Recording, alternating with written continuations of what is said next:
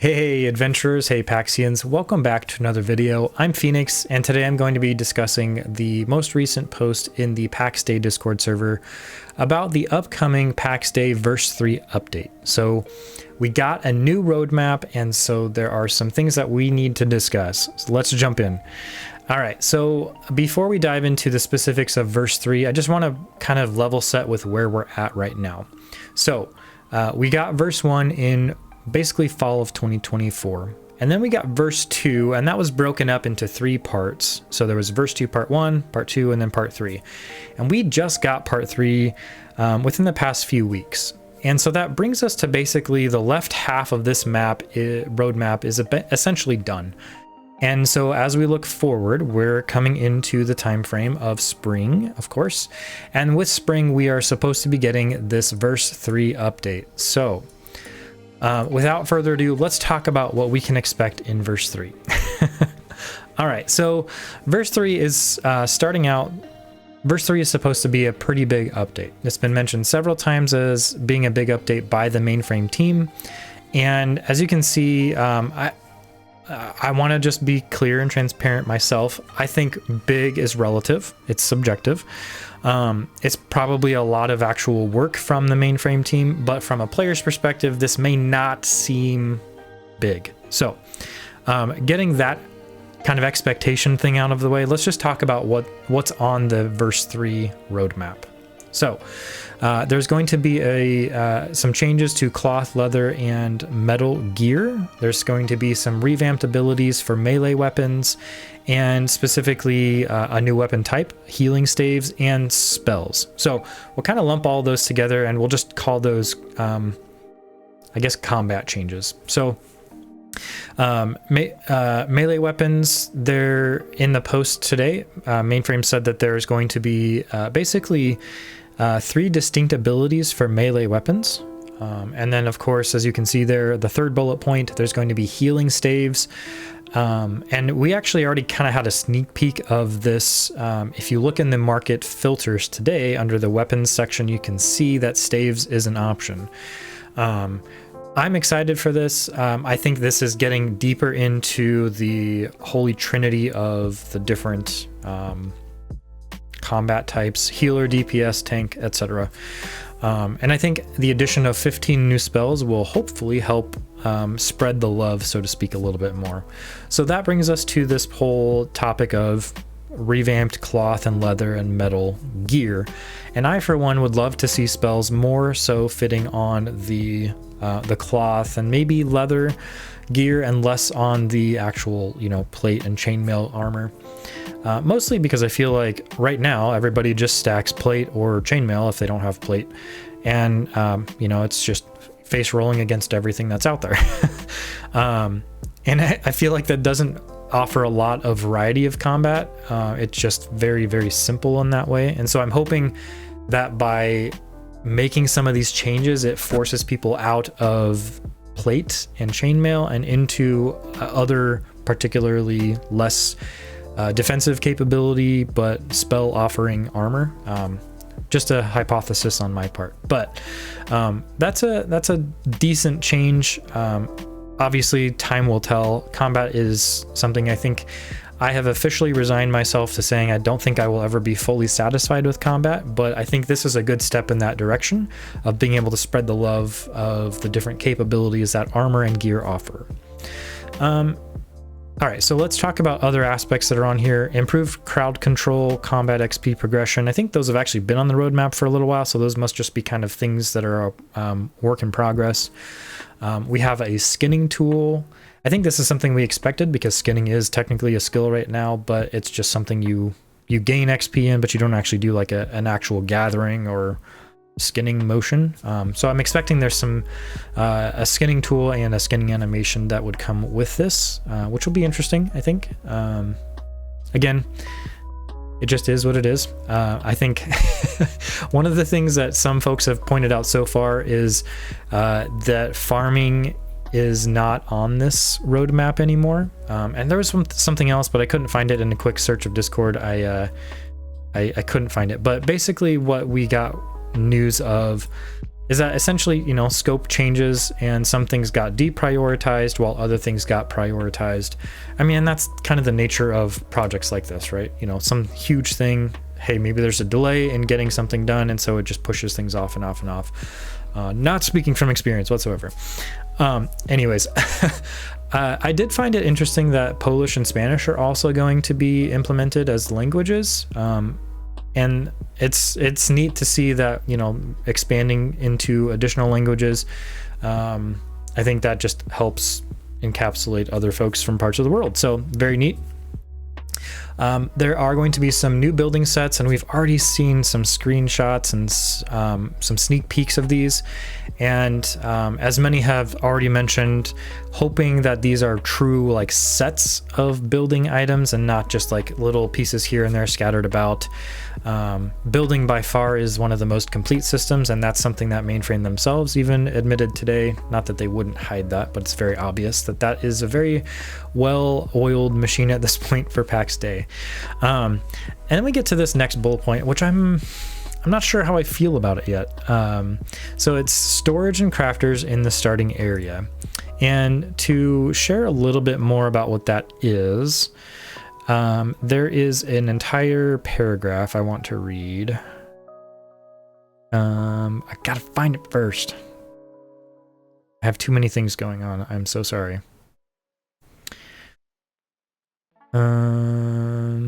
Oh my gosh, I lost it. There it is. It's part of the fast travel miracle. So I'll talk about the storage crafters and starting area and the miracle fast travel kind of together because they've combined those pieces together in their post. So it says, additionally, a fast travel miracle will be introduced, reshaping how players traverse the world and improve the global economy. The revamped world will also feature improved starting areas. The Petra Day, so the big stone in each of the home valleys, is going to offer limited storage for all players and includes pre-placed entry-level public crafting stations, making the onboarding experience smoother and more accessible to newcomers. So let's talk about the fast travel one first. This has absolutely been requested a ton of times. I am curious to see how it will work. I'm sure it's going to have a grace component cost, and absolutely am on board with that. I would love to have seen mounts first, frankly, because I feel like the magic travel thing is just, it's a little bit more higher fantasy than the low fantasy. But I will take it because I do not like running, you know, for an hour and a half to get to another part of the map every single time I want to go visit a friend somewhere.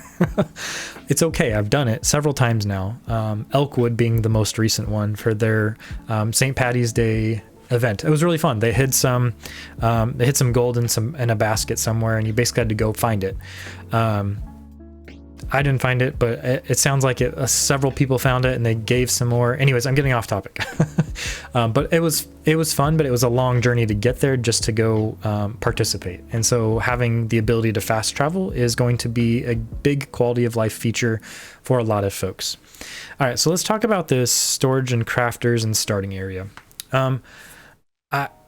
I feel like this is actually taking a step towards having a free option for Pax Dei once we get to launch. If you think about it right now, in order to participate in the game, you have to buy a founder's pack and then you get plots to place. And really the plots are the way that you facilitate progression in the game. If Mainframe offers an option for players to have a free storage and free crafters, that removes the need to have entry-level plots for people who just want to check the game out. So this is really interesting. My gut reaction was, I don't really like that because it just seems like it's going to cheapen the progression. But at the same time, I feel like this is a step towards that free option for people who don't want to pay or who want to get in the game, get a feel for it. And then maybe if they do want to commit to a monthly subscription at some point in the future, they would then be granted a plot. So to me, this is like I said, a step towards folks who are interested in trying the game out or participating in that free version of the game, if that's something that comes. Okay, so enough about that. We're going to get a new animal called a wild goat. And then this is the big one, I think, and that's why I left it for last. I actually re-recorded this part of the video. Originally, I had just been kind of talking about what the post says. I'll still do that, but with this world revamp that Mainframe is proposing, Thyvine actually just shared this map in the main Discord server, and I felt like it was worth re-recording to more accurately demonstrate what is being proposed. So before I dive into the specifics of this, I want to talk about kind of the big elephant in the room, and that is, okay, it's a world revamp. Well, what does that mean for my character? Now, in the past, we have seen, or I have seen personally, a couple of different types of wipes. There's the full and complete start from scratch wipe, and then there's the basically like the plot wipes, where your items are all just basically put into the magical storage, and then you keep your character intact in terms of what skills you've grinded and things of that nature. So I am hoping and thinking that Mainframe will do this second option, where you're basically, it's just in order to redo the world or revamp the world, they're going to wipe all of the buildings, but your character is going to stay intact. Now, once we get into launch down the road, I think that we'll see, of course, this full 1.0 wipe of everything, so that way everybody starts out on the same level. But I don't think we're quite there yet. Mainframe hasn't confirmed that, though, so that's still a big question for a lot of people, I think, over time. All right, enough of the wipe conversation. Let's talk about what would potentially be changing with this world revamp.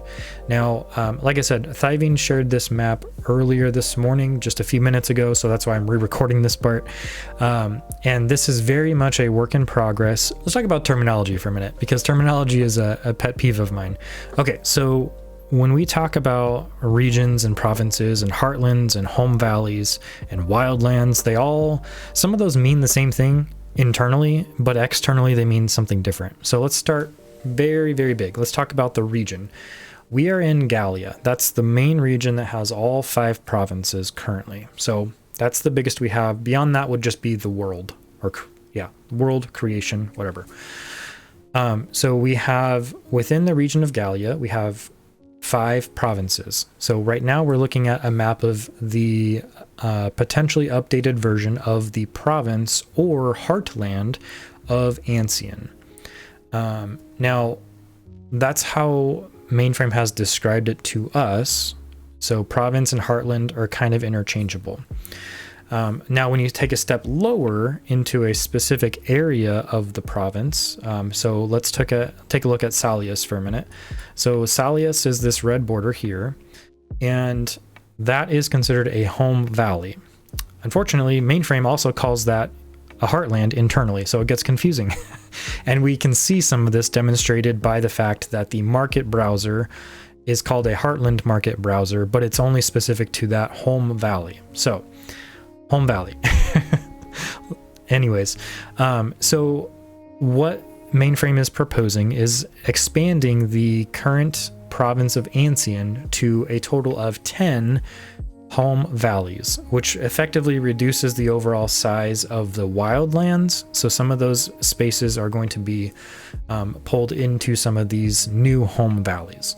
And again, the purpose for this was to help increase player interaction and essentially creating more areas for people to build and encourage economies. There's also a concern, of course, of, okay, well, if you're expanding the areas people can build, that means resources are potentially going to be more scarce. Scarce. That's the one. Yeah, scarce. I'm glad I'm not doing this live. Anyways, so all that to say, this is a work in progress. The regions of Gallia is going under a significant change. The various provinces that we see are also going to be revamped, and ultimately that means maps are going to need to be updated. So it'll be interesting to see what the other maps look like, and this would include Lioness. So I'll talk about Lioness here in a minute, but Lioness is also going to be revamped soon. Really, that rounds out our discussion about the verse 3 update that we're going to be getting. And that takes us to what's coming later. Now, there's a lot of information in the post, like I already mentioned. Lioness itself is going to get revamped. And this sounds really interesting for the folks who are interested in the PvP aspect of the game. Okay, so they are going to reimagine Lioness as their verbiage. It's going to be a larger, high-stakes PvP zone, so it sounds like it's going to be bigger. There's going to be risk and reward, or more risk and reward. There's basically none right now. Players will battle for control of valuable exclusive resources, but success won't come easily. Coordination, strategy, bold action will be essential to claim key locations, like what we currently call trade towns. Now, we don't know what trade towns are yet because they haven't actually told us what trade towns are, but this sounds a little bit like some sort of a territory control mechanism, which then by controlling the territory, you have some sort of a reward or benefit. And ultimately, I think this is going to really hopefully expand the PvP aspect of the game to be a little bit more strategic and not just go Zerg because you have, 10 more guys than the other group, but a little bit more strategic. And so ultimately, this is a really interesting aspect. And basically, if you look at the later down the road list, the first 5 bullet points are basically all related to this aspect of PvP. They also discussed some gear customization, so some dyeing. I think we'll get some dyes finally back in the game. They used to be in the game a long time ago, and then they got taken out, and we haven't seen them since. Controller support is still on the roadmap as being later. It's been on this section for a while. New enemies would be nice to see. We saw some screenshot or some sneak peeks of them quite a while ago now, but we haven't actually seen them in game yet. New furniture has been on this later section as well. Improved permission system. This is something we've been asking for a very long time.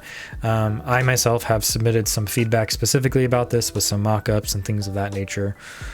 And then just to round out the down the road section, we have mounts that have been teased, improved NPC behaviors, which I'm hoping means better and more responsive AI and not just like they get stuck behind each other. And then lore is just kind of an ever-evolving unveiling, and that's something that they just did with Montel the Gatekeeper recently. So all that to say, again, going back to my comment before, this is going to be a big update, but big is subjective, and I understand that. So if you're waiting to get involved again in Pax Day, if you're wondering, hey, how's Pax Day going? Have they made any updates? We're in this middle, again, we're between verse 2 and verse 3. Verse 3 is going to be a bigger update for the team. To some folks, this isn't going to be a huge update for them as a player because maybe it's not touching on the aspects of the game that they really want yet, like PvP, for example. So if you're a PvP-minded individual and you're wondering, is it a good time to come back to Pax Day? Honestly and truthfully, I think you're better off waiting until we get this, the revamped province, the updated PvP, trade towns, knight, and soldiers. If you're into building, yeah, sure, come check it out in verse 3 because we've got some new building sets that are coming your way. I personally will be looking forward to what combat updates are done and hoping that it feels a little bit more responsive and fluid. But if you think about what's coming later, Mainframe has committed to launching Pax Day by the end of the year. That's the commitment that they gave us. And I still think as we move into launch, these are not going to be complete systems. Like, that's my expectation. I think that we will see bare bones systems in some regards. I think we'll see some more fleshed out systems like building, but it's not going to be a full level set. Everything is done for 1.0 launch. I think that is unrealistic at this point. No offense, Mainframe. I know you guys are working very hard. I truly believe that. I think looking at the roadmaps and seeing like you guys are delivering the things you're saying you're delivering. So I am hopeful that you'll continue to deliver. But at the same time, I think as a player, I have to set my expectations low just because we've been burned before. And ultimately, it's going to be the game that Mainframe decides to create with our feedback and our input, as they have said. but it's going to fit inside of their vision. And so I am trying to reserve myself a little bit of sanity and expectations, just to make sure that I'm not overcommitting myself to something. So that was a long video for me. Thank you for watching if you made it this far. Thank you for subscribing if you have. I'm just trying to talk through and provide just a different perspective than what else is out there. So again, if you watched this far, thank you for your time today. I'm looking forward to verse 3. I'm curious, what are you looking forward to in verse 3, or what are things that are disappointing to you right now? I'm curious because it's part of the conversation. You know, I think we all have expectations, we all have disappointments, and so I'm just curious, you know, where you land on that, on those subjects. So until next time, friends, adventurers, Paxians, we'll see you on Discord. Take care.